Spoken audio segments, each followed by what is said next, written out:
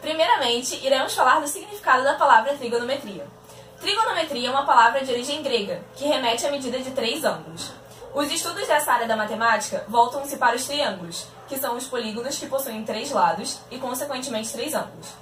Em um primeiro momento, a trigonometria ocupa-se de estudar algumas propriedades e relações dos triângulos retângulos, para, posteriormente, relacionar as medidas dos lados dos triângulos com as medidas dos ângulos. Agora que a gente já sabe o que é, a gente vai falar para que se utiliza.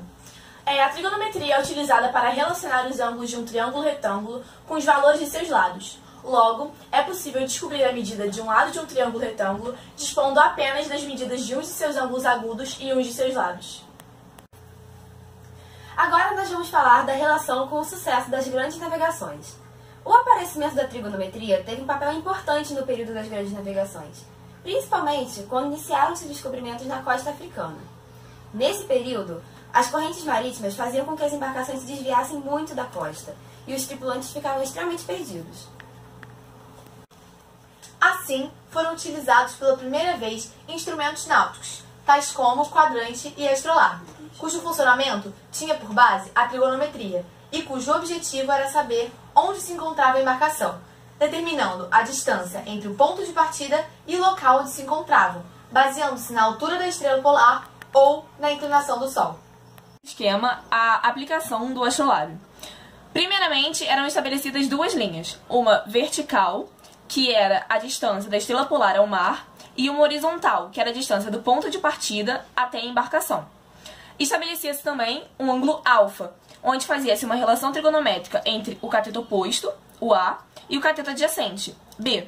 Concluímos assim que a fórmula para descobrir a distância entre o ponto de partida e a embarcação seria tangente de alfa é igual a A sobre B. Querendo-se saber uma dessas variáveis, bastava isolá-la. Por isso, outra forma dessa fórmula é A é igual a B vezes a tangente de alfa. Mas o que é o astrolábio? O astrolábio é um instrumento naval antigo usado para medir a altura dos astros acima do horizonte.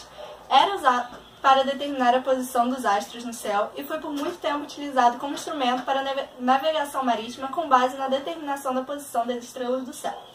Através dele, sabemos a altura que se encontra o astro e o ângulo formado por ele, sendo assim possível determinar, através das relações trigonométricas, a distância em que a embarcação se encontra da costa.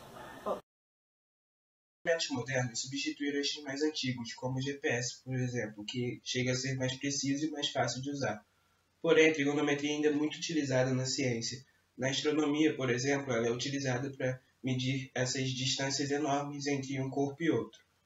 Bom, é isso e vamos ficando por aqui.